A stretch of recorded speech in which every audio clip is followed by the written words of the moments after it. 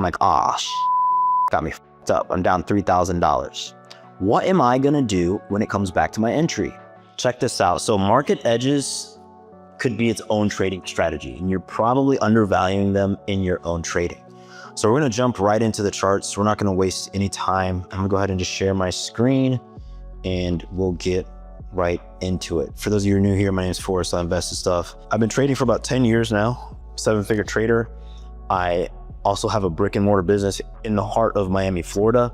So a lot of people flex cars, Lambos, watches, and I like that shit too, to be honest. But you can't fake a brick and mortar business with employees and things like that. And all of that is because of the money that I've made trading. Okay, so the market just closed. Okay, you can see that we had some down candles and then we have a little up kind of action reaction, okay, off of the bottom of this node here. Edges in the market, okay, these candlesticks that all the price action traders are looking at and paying attention to are just half of the story. Okay, it's really, really important to understand where key candles are that form these edges, as well as how those can give you additional confluence with the volume profile. I trade on the 1 hour, really the 4 hour time frame. Okay, on the 4 hour time frame, I'm looking for information every 4 hours. Typically 6 a.m., 10 a.m., 2 p.m. That's all I really care about. Market just closed. Okay, I'm not gonna take any action, at least not in the futures market. I swing trade and things like that. So what I wanna do is I want us to look back and see how we could have anticipated that this was the target. I streamed this morning and this was the downside target on my stream. Sniped that. You could have just flipped long and you would have gotten a massive amount of opportunity just in today's market. So let's break down some very simple theory about market edges. Let's turn off the session volume profile. Let's ask ourselves some questions. If we go back in time, okay, to this day here, we can see that there's quite a bit of, wicking on the 4 hour. Ultimately, the market came down here, formed this really, interesting doji candle. What happened to the people who shorted here? Okay, these people are trapped. Straight up R. Kelly, trapped in the closet, trapped, not having a good time. And because they're trapped, once the market comes back to them, who is in my building? It's just people walking up in my freaking location. It's crazy. Because they are trapped, the market's gonna have to react. I'm sorry, I just can't. There's like people, I'm in a studio, I'm like looking out the glass here. We're under construction, so I have like people who are working here, but then there's just like random motherfuckers walking in. The people who are trapped short are going to be market aggressors on the long side. What's a market aggressor? Okay, they're not necessarily going to be market aggressors, but most likely. It's easiest to speak in the extremes when you're thinking of coming up with a trade idea or trade thesis, because ultimately the market only has binary outcomes. It's going to go up or it's going to go down, straight up. It's very simple. So you don't really need to like think about all the intermediary stuff. You just need an extreme reason of why it's going to go up or go down. Okay, these people are trapped. Okay, these are the people who have to make a decision once the market comes back to them. So eventually the market's going to come back to them, okay, one way or another. Let's just assume it comes right back to them.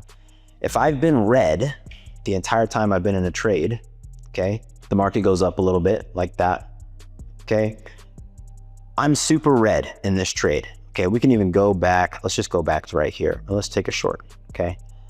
Let's take a little paper short. I go short. I'm like, shit. Got me fucked up. I'm down $3,000.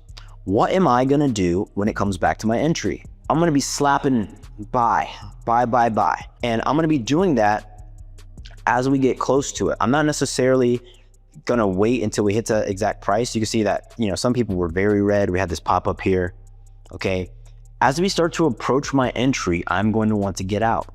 This is why this edge, this low on this session, this is an overnight low, is very, very important, okay? And as we approach that, you can see in a day how today we react off of this level, okay? So the overnight low, overnight high, prior day low, and prior day high are key market edges, okay? The 4 key levels are overnight low, high, prior day, high, and low. We'll just do the same thing, so they're the same. 4 key levels. If you follow me on stream, watch my videos, you know that those are the best trades. It doesn't mean that there aren't other trades. Those are the easiest brain off trades to take. Today was a perfect example, which is why I'm doing this video today, of a really clean day, okay? They're trapped, they have to get out. Market aggression here. Other people know that as well, and they're also trading around this level. The other thing that we have to think of is confluence with the volume profile. Now, on NQ, which is the ticker that I'm on, we can see that it's not clean. There is a low value area in here, but really the shelf kind of breaks off right here.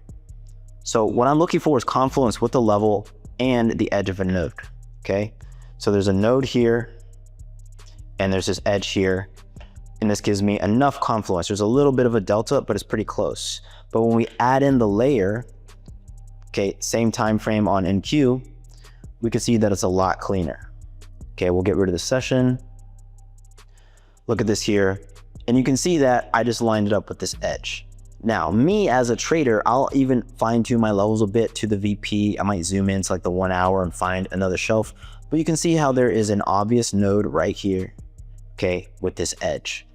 These market edges and the edges of the auction are important, okay? So phase 2, this is phase 2 of the video. So we've got the price action edges, or overnight high and low, and then we have the volume profile shelves. If we remove the candlesticks, this low value area, this shelf, if we were just looking at the bid ask, okay, is an obvious place for the market to react. Why? Because of this node here. This is an area of a ton of participation.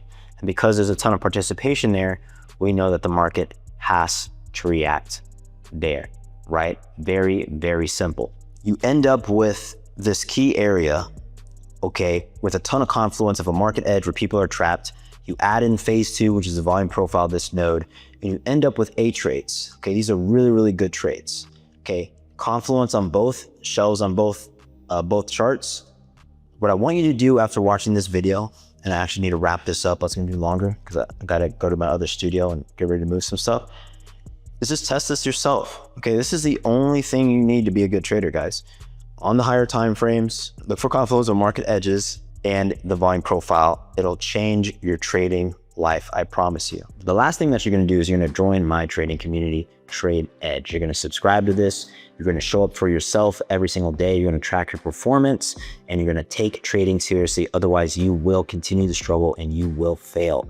Trading is very expensive to be bad at. Don't be bad, be smart. I'd love to have you in our group. Subscribe to my channel. See you in the next video. Deuces.